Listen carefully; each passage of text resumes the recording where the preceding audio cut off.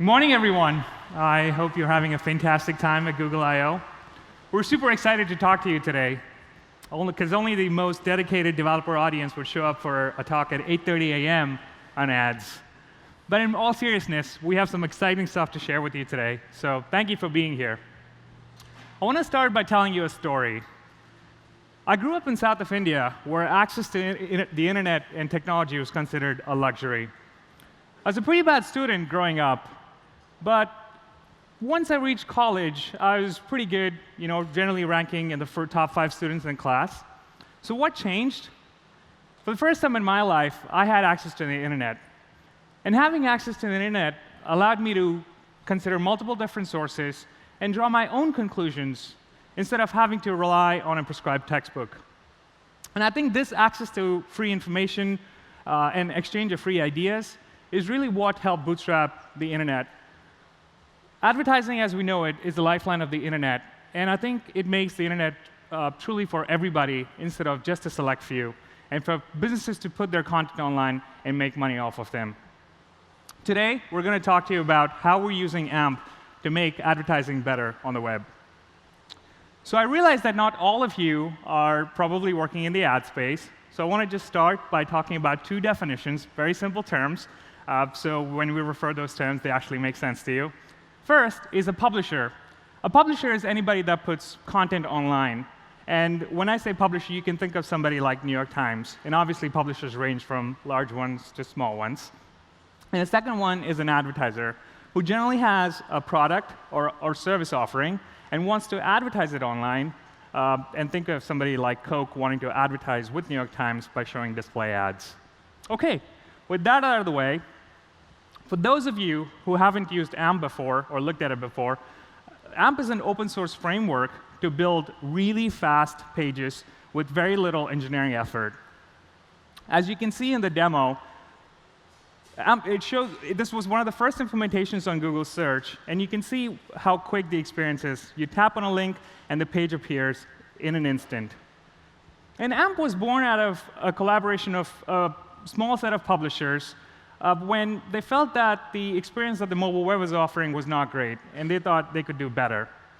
And today, AMP has evolved into a diverse set of publishers with an open and sort of collaborative approach with a bunch of publishers, advertisers, ad tech companies, with one goal, to sort of make the mobile web much better.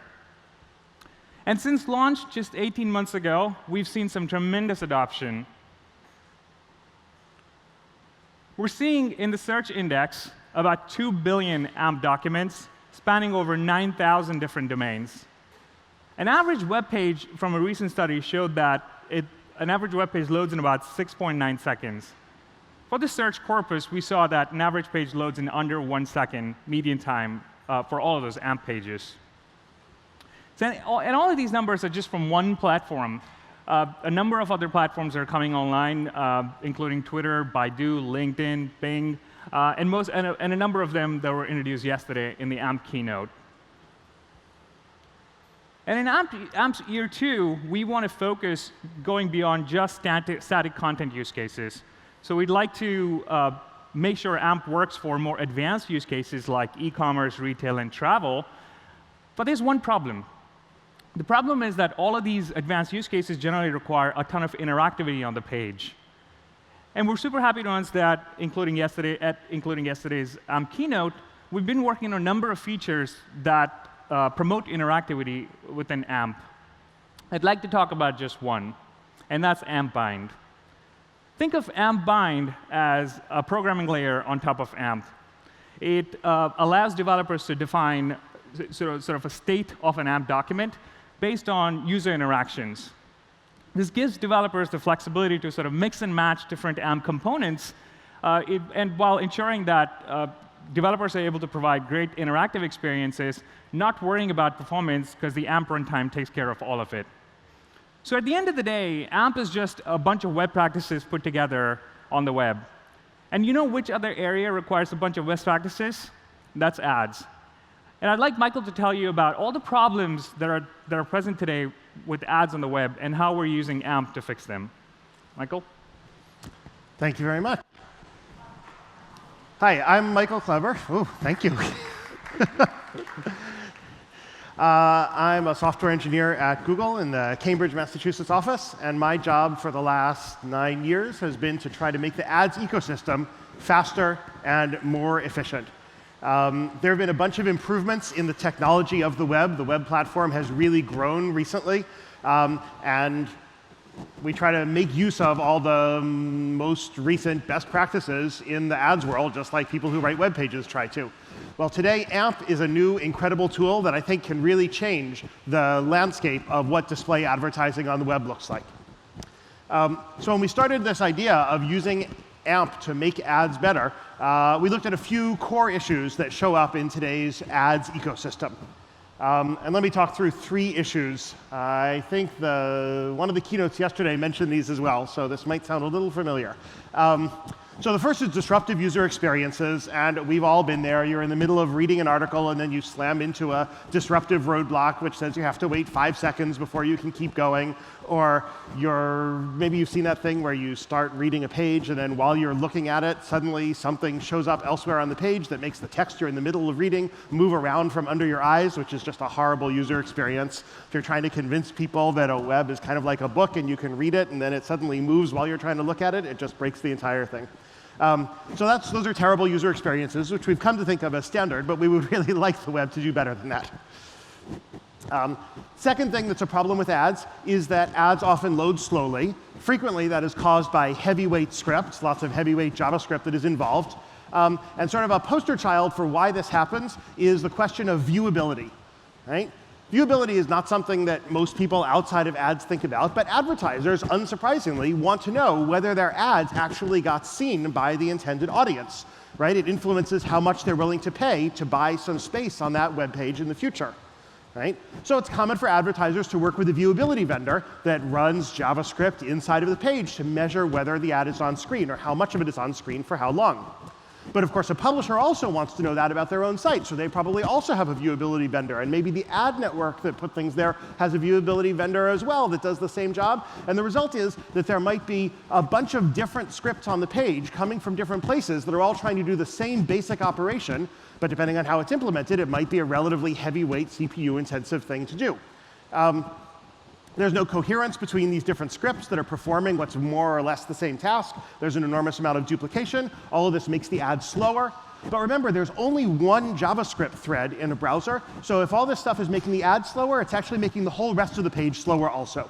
So the ads are slowing down the experience of the rest of the page. The third common issue that we hear about a lot is that ads are not safe. And now, it's not news that ads create security concerns. You might have heard a horror story from a couple of years ago where a publisher asked people to turn off their ad blocker for that particular site, and then when they turned the ad blocker off, they got malware installed on their computers. This is a horrible story, but the sad truth is that right now it is very hard for the publisher to do anything about that. Because when a publisher lets ads onto their page, they very often don't know where the ads are going to come from. They leave that up to their ad network.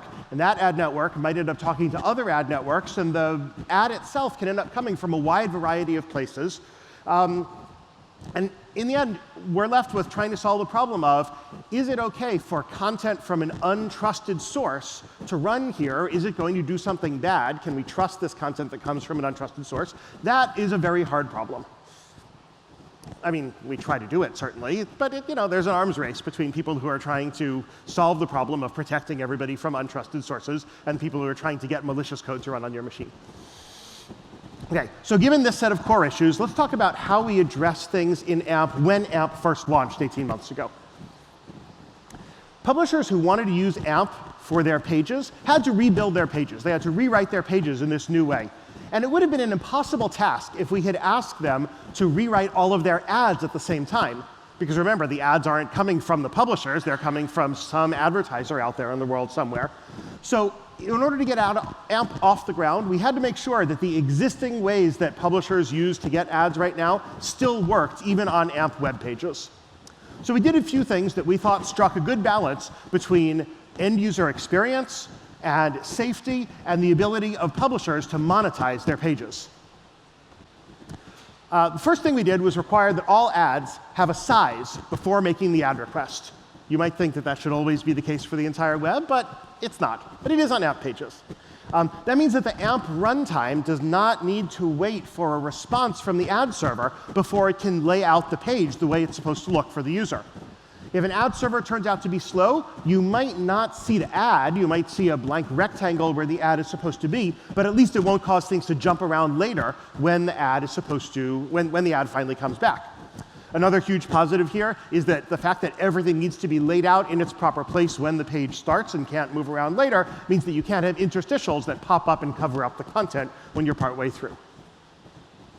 Second thing we did was to separate ads from content by putting them in a sandboxed cross-domain iframe. The point here is to ensure that the contents of the ad is somewhat isolated from the parent page that it's inside of. Browsers offer sandboxed iframing, which allows us to block plugins and prevent a variety of types of behaviors that might happen inside of the ad that adversely affect the rest of the page. This is something where the web platform is growing right now. The set of things you can detect and prevent using sandboxes keeps improving over time as browsers add more capabilities. In some cases, it's even possible to learn that an iframe is doing bad things, like consuming too much CPU or slowing down the frame rate when you're trying to scroll on the page. And in those cases, the AMP runtime could actually destroy the iframe, get rid of the ad inside it, and reclaim that performance that the ad is dragging down. AMP's ad frame also provides some modern APIs that not all browsers have implemented yet, things like intersection observer, so that the JavaScript inside the ads doesn't need to do these kind of heavyweight, high computational intensity things for determining viewability. The AMP runtime knows where everything is on the screen, and it can just tell the ad where it is, as opposed to a lot of JavaScript involved in answering that question. The third thing we did was gave ads lower priority compared to the rest of the contents of the page. Even with all the safeguards we put in place, ads could still drag down performance once they start running. So delaying them gives the rest of the page a chance to render properly first. We made this decision so that content is always prioritized over anything else on the page, and user ends up always experiencing the page like the author of the original web page intended. So that was all to give users a better experience with the ads on the page, but of course there's the question of what did it mean for the publishers whose pages we were messing around with. Vamsee. Cool. Thanks, Michael. So we took a number of user experience best practices and applied them to ads on AMP. But do they actually monetize well? Because think about it. If a publisher that's an ad-funded website doesn't actually make any money or less money, why would they choose to publish AMP pages and make the mobile web better? Maybe they want to, but overall, not everybody would do that. So we asked our friends at DoubleClick to tell us how AMP pages were doing compared to non-AMP pages in terms of publisher monetization. The results were compelling, and more than 90% of the publishers were experiencing a higher click-through rates on the ads. Over 70% of the publishers were seeing a higher viewability, and another 70% were seeing higher eCPMs, which translate to overall revenue. So how can pages with some restrictions on ads actually perform better than pages with no restriction on ads? We think the secret sauce here is the AMP pages. The fact that the AMP pages load so fast compared to a regular page, the resources that are meant to usually go to the page instead end up with the ads, helping them load much faster compared to, even though the ads relative to the AMP page appear to load slower, in absolute terms, the ads appear much, much faster than a non-AMP page. Also, publishers typically work with a number of different ad networks. And it would not have been great when AMP launched to say that, oh, you can only use one or two different ad networks. And from day one, given AMP's open source DNA, we wanted to ensure that a number of different ad networks could seamlessly participate in the AMP project. So today, we have 100 different ad networks that are supported within AMP.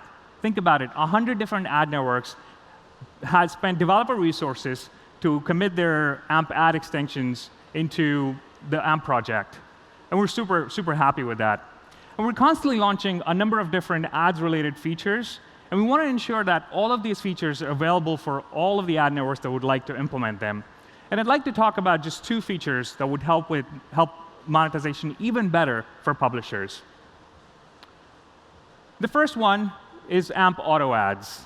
So the AdSense team at Google worked with the AMP Ads project to create the AMP Auto Ads framework. Traditionally, website developers usually have to put sort of multiple different tags on a page to talk about different sort of, to say where exactly the ads go, and also need to say what are the different sizes of the ads. This works, but it's obviously not optimal. If you need to experiment some sort of monetization setup, you need to have developer resources, which you could probably use to actually help create greater content. Instead, with AMP Auto Ads, you place a single tag, and AdSense over time will optimize the right setup, including things like the placement of the ad and the size of the ad. Think of it as if you're on a highway, placing one billboard and having the billboard sort of automatically move itself to the right location and the right size, depending on which viewer is viewing it. OK, that wasn't a great analogy, but it kind of helps convey the point. Additionally, the AdSense team ensured that all of the AMP ads, the Auto Ads framework was available for any ad network to implement. And the second piece I want to talk about is the AMP IMA video component. AMP has always supported playing video ads along with video content. There's a tremendous amount of video content that gets generated every day online, and AMP pages are no different. So we wanted to make it super seamless for publishers to monetize all of that content. And there comes in the AMP IMA video component. All the publisher has to do is plug in an ad URL from an ad network and the content URL, and that's it. Depending on how the configuration is done within the ad network, your ads can start to play in the pre-roll, post-roll, or mid-roll places. And pages can monetize because the IMA plugin ships with an inbuilt video player. Staying consistent with AMP's principles of user experience, we ensured that none of these pre-rolls would actually autoplay. So to learn more about any of these features, we do publish a public roadmap, so please do sign up for that. So OK, I think we're in a good path for monetization of regular ads on AMP pages. But I think we can do a step function better with all of AMP's sort of performance capabilities and security measures. And to tell you all about it, I'd like to invite Michael back on. Great, thank you. OK, so what if we could fundamentally rethink how ads themselves are built using the AMP framework? What if we could make it so that the ads themselves load as fast as the rest of the content on the page, and we're as smooth for user experience, we're guaranteed to never hurt what was going on in the rest of the browser? I mentioned a variety of ad badness problems and what AMP did to mitigate them, but that was sort of just a Band-Aid. What we really want is for ads not to do bad things in the first place, right? Why is that so hard? I mean, I mentioned the things that ads do. It's basically impossible for us to look at JavaScript and figure out if it's going to do something bad for performance. We tried to address these sorts of issues by requiring ads to have fixed dimensions and serving them in sandboxed cross-domain iframes, which helped ensure that the user experience is consistent with AMP's principles and offers kind of some protection to the page that has the ad inside it. But when the ad is really bad, there's only so much that we can do to detect that it's happening or to recover from the fact that the ad experience is harming the rest of the page. And it turns out that AMP offers a path to genuinely solving these problems. Let's write the ads themselves in AMP also. And that's the idea behind the AMP ads effort. When an AMP web page, yeah, sure, thanks. That's how I feel too. I'm glad that you do. Thank you for joining me. I appreciate that. When an AMP web page knows that the ad that is appearing inside it is also AMP, it doesn't need to do things like worrying about sandboxing or worrying about slow-running scripts or be concerned about embedded malware. Things written in AMP, even if they're ads, cannot have bad performance. That's kind of the cornerstone of the AMP, is that everything written in AMP is guaranteed to have good performance properties. And that extends to ads also. So it's easy to say, let's just write the ads in AMP as well. But it turns out there are a lot of technically challenging pieces to make this work. For example, ads need to serve from their own domains, which means that we can't rely on a single trusted domain name like cdn.ampproject.org, which is what the Google search results page uses as a way of knowing that an ad is knowing that a page that it shows is certainly going to be valid AMP. Instead, we had to add a new cryptographic signature-based way for an AMP page to be sure that the ad served onto it is valid AMP as well. This is already in place. DoubleClick and AdSense are experimenting with it right now. Earlier this year, Cloudflare launched a new ad delivery acceleration service, Firebolt, that supports this same validation and signing flow. So that's how we serve ads and know that the ads we serve really are AMP. Rendering on AMP pages is controlled by a JavaScript runtime, whose job is to harmoniously handle the needs of all the resources on the page. So we made a way to incorporate the ad requesting logic directly into the AMP runtime. On most web pages right now, the way that ad requests are issued is by loading an external script or sequence of external scripts that are served by the ad network. And once you do that, you have sort of given up control. We're bundling that behavior directly into the AMP runtime so that the code issuing ad requests is again guaranteed to be performant and is checked into the GitHub repository. Second, once the ad response comes back, we added a way to stitch the ad response directly into the rest of the page if the ad that comes back really is AMP. No cross-domain iframing or sandboxing is required, and since the ad and the page are both valid AMP, neither one of them has malicious JavaScript that is going to mess up the other one. And the same AMP runtime that harmoniously loads all the resources together can appropriately deal with the loading and rendering of the AMP content along with the rest of the publisher content without hurting performance. We've augmented AMP with a bunch of features that are necessary for advertisers that are useful for writing ads in AMP. We've done things like visual effects like CSS-based and scroll-bound animations that you might have seen demonstrations of in earlier keynotes. We put in advanced user interactivity features like AMP Bind, which Vamsee mentioned earlier in the talk. We've also added less obvious capabilities like analytics, viewability monitoring that I mentioned earlier, click protections, and all the types of invisible ad tech that you don't see on your screen, but that are necessary for an ad ecosystem to successfully function on the web today. And these implementations are all written in high-performance JavaScript, either written or reviewed by AMP team members. So that means that they work well. You don't need to worry about animation that's going to drag down the performance of scrolling on your page, or that's going to keep playing even when the ad is off screen and chewing up CPU. And every AMP ad uses the same code for these sorts of features. So the code will already be in the browser cache for most users. If it turns out that something is actually implemented in a way that's inefficient, then somebody will report a bug on the GitHub repository, and somebody will go in and fix it. We'll merge the change into the AMP codebase, and a week or two later, every AMP ad in the world will become more efficient all at once. So we're in the middle of launching the change that I mentioned to move the ad requesting from ad tags into the AMP runtime. No more GPT.js for DoubleClick publishers on AMP pages coming in the near future. That's a change that we can do all by ourselves, and you'll automatically get the benefit. And it's speeding up the median time until an ad is visible by 850 milliseconds. And at the 90th percentile, for the slowest 10% of ads, it's saving around 2.7 seconds. And these numbers are just for the first ad on the page, the one that's most likely to be visible on screen when the page loads, the one that's most likely to be above the fold, and where the latency gains, the time until rendering gains, are the most valuable. But as I said, the real benefit here comes from making the ads themselves AMP also. Our early tests indicate that the median time to show an AMP ad is 1.6 seconds faster than the time to show the non-AMP ads. And at the 90th percentile, that speed up is 5 seconds.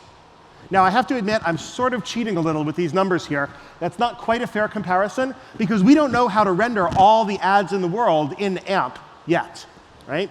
So the ads that we do know how to render in AMP were actually already a little bit faster than the rest of them before we rewrote them in AMP. But half of these performance gains that I'm talking about are because of rewriting the ads in AMP HTML.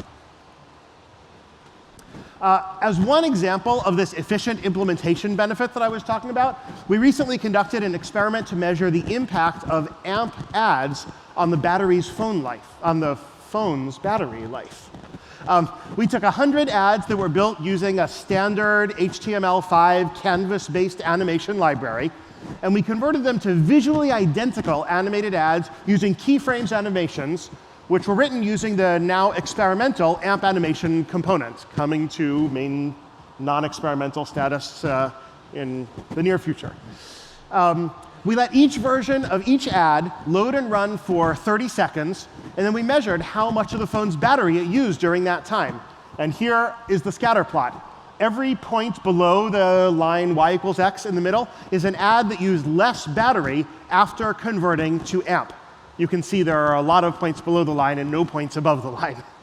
So on average, putting an animated AMP ad on the page drew 80% less power from the phone's battery over those 30 seconds than that same ad would have if it had been implemented using canvas animations. Yes. Woohoo. So the benefits of AMP ads are so huge that I don't actually just want to put AMP ads on AMP pages. I want AMP to become the standard way to write ads for the rest of the web also. That's why we're adding the infrastructure to make it easy to embed ads written in AMP on regular HTML pages as well. With their efficient, yes, thank you, absolutely. It's actually not that much help that they need. AMP ads will render inside of cross-domain iframes right now, but not every one of the features is available if they're sitting inside of iframes. They need a little bit of help from a shim library on the outside to provide a small amount of extra functionality. Rolling it out now. So with their efficient JavaScript, their dramatically smaller number of bytes, and their ability to guarantee good behavior, AMP ads offer something that is really new. It's a way for web page owners to integrate fully functional ads onto their page while retaining the same sort of predictability and guaranteed performance in the browser that they would have with a page that didn't have any ads on it at all. So now all we need to make this vision work is for lots of people to create ads using AMP.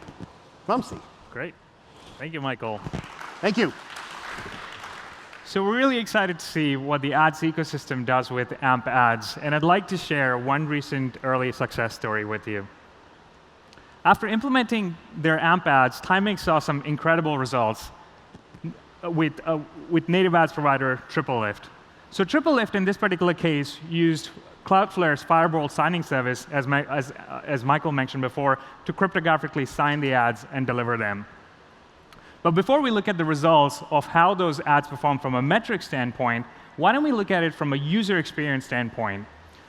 So in my next slide, on your right is a regular ad. On your left is an AMP ad. Notice how long it takes for the ad on the right to load. Ready?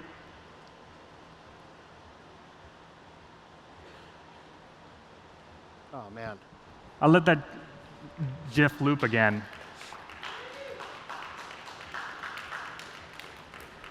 And that's just incredible. It feels like an eternity for the regular ad to load. And of course, the chances are the users probably scroll past the ad, and the advertiser that's paying for the impression is not really getting the value. But worse, the publisher pages themselves appear pretty broken. There's black-white rectangles instead of where the content or the ad needs to appear. And in the AMP case, the ad's just there and ready for the ad to be interactive by the user. In terms of metrics, they were looking great too. So Triplelift saw that AMP ads were 3 times lighter, 6 times faster, and generated 13% revenue greater revenue than non-AMP pages overall. And this shouldn't come as a surprise, right? The lighter the ads are, the faster they appear on screen. The faster they appear on screen, the chances are for the user to actually interact with them, which generally tends to increase revenue. So up until this year, we're focused on 2 things. One, let's make sure regular ads monetize pretty well on publisher pages. And I think we're on a pretty good track on that. The second one is to ensure that we build sort of the infrastructure that Michael was talking about to serve AMP ads and deliver them and render them seamlessly on AMP pages and non-AMP pages. But if we want AMP ads to be sort of the de facto standard on the mobile web, we need to get 3 things right. The first one is the ability to create beautiful-looking AMP ads. The second one is to help ad servers actually deliver these AMP ads with things like cryptographic verification, signing, and delivery. And the third one is measurement, because what good is an ad if publishers and advertisers can't measure how well they're doing? I'd like to share some early adoption stories and examples of how we're doing in each of these three areas. So there's a misconception out there that AMP ads don't look great, in that the most common AMP ads you see are only text and image ads. And that's farther away from the truth. So we built 6 great-looking ad templates in AMP and put them in AMP by example for you to copy, modify, share, and distribute. I'd like to take you through just 3 of the examples here. The first one, as you see, is a carousel ad, which basically uses the AMP carousel component to allow the advertiser to showcase beautiful sort of product images using a slideshow type of interaction. The second one is a video parallax ad, which uses a bunch of different components. For example, it uses scroll-bound animations. It uses an AMP video component. And all of this is combined using AMP bind. As you see, as you scroll down, the video starts to sort of move to the top right corner. You can play it in stream. But also, when you hit play, it starts to play in stream again. And finally, the Lightbox format also similarly uses scroll-bound animations, but when you tap on the link, it actually goes into a Lightbox viewer mode, which allows, the Lightbox landing page itself could be written in AMP, which helps the landing page to load incredibly fast because it's written in AMP and usually under 1 second. OK, this is great, but what if you don't have developers and you don't have developers to modify these templates and upload them, and you generally use sort of creative tools to create your ads? So first, I'd like to talk about one of the integrations we work with, which was with Celtra, which is a creative management platform company, who sort of share our thinking that ads need to be light and fast. Especially, this makes a ton of difference in developing countries where ad bandwidth in general is pretty expensive. So Celtra is used by 3,500 different brands, serving, delivering, and optimizing ads over 1 million websites each month. So Celtra now supports AMP ad creation using their ad builder tool, using sort of a WYSIWYG interface. I'd like to show you a quick demo for how easy it is to build AMP ads using Celtra's tool. The ad creator tool is sort of super easy to use and intuitive, so you don't have to be a developer to build these ads anymore. You can easily drag and drop components, embed timeline-based animations to the ad, and adjust sequencing of elements on the screen. You can also use the preview tool to view how the ad would look when it's exported onto a mobile device. And all of the output from here is always valid AMP, and therefore it will load in an instant. Celtra built a demo to show you the difference of what it looks like for an ad built in AMP versus an ad not built in AMP. The regular ad, again, is on your right. I'll start counting how long it takes. 1, 2, 3, 4, 5, 6. OK, that's pretty incredible. And the AMP ad is just there. It's ready to be interacted with when the user arrives at that particular location. OK, so now I have beautiful ads, but I need ad server support to actually get them to deliver to a page. So DFP, one of the world's largest ad server, later this summer will have the ability in their custom creatives to input AMP ads. There'll be a new radio button called AMP, and you can basically input any valid AMP ad. And it also integrates with the AMP validator seamlessly, so if you make any mistakes, it tells you what's wrong with the AMP ad. You can fix them and immediately deliver them. All of these creatives, by the way, will be cryptographically signed and delivered for free. And later this summer, DFP also plans to add new sort of creative types, including image and DFP native. Now, on to the third area, measurement. Lastly, we work with Moat, which is an ad analytics company and widely used by a number of advertisers and publishers to help with capturing things like viewability and spam signal detection. So Moat is integrated with AMP ads using AMP analytics framework. And the way it works is Moat basically requests the AMP runtime for things it cares about, and the AMP Analytics, the way it works is it combines all of the requests for information and publishes them to anybody that cares about them. And AMP Analytics is designed in a way that if you end up adding more such vendors for viewability, as Michael mentioned, which commonly happens, the performance impact doesn't degrade linearly. Instead, because AMP can sort of coordinate and get the information for all of those requests one time and distribute them to any number of endpoints, the performance sort of remains stable over CPU and battery life. And we've also seen a number of early pioneers sort of implementing AMP ads already. So I'd like to just give you a quick overview of what the status is right now. So publishers like MyNet, who are also, by the way, building a great AMP and PWA app, and Vox Media are already implementing AMP ads and delivering them. So you have two signing service options. One is from Google, and another one is Cloudflare. The Google products generally tend to use the Google one, but any other ad network can use Cloudflare's Firebolt signing service to sign the creatives and deliver them.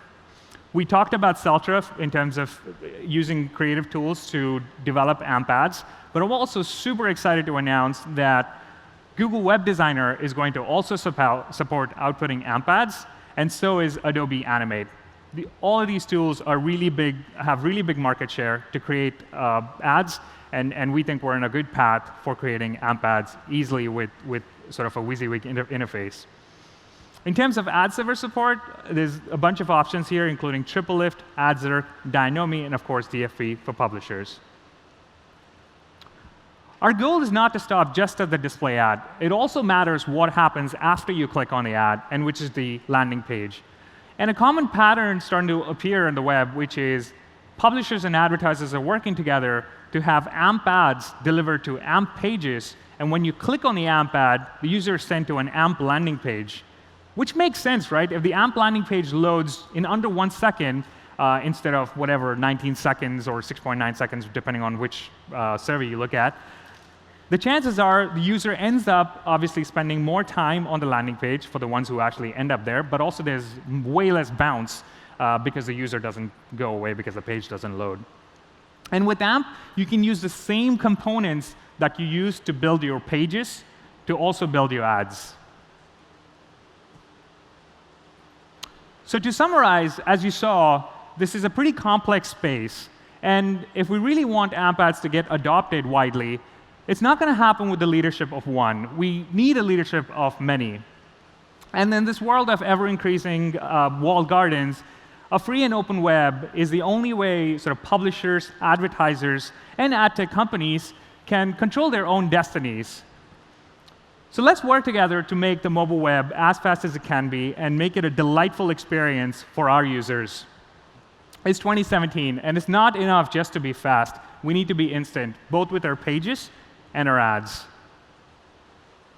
And finally, for all you developers in the room, did I mention that we're an open source project?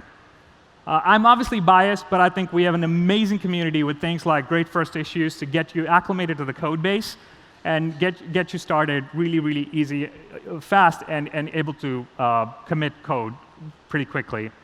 So please do join us in making AMP the absolute best as it can be.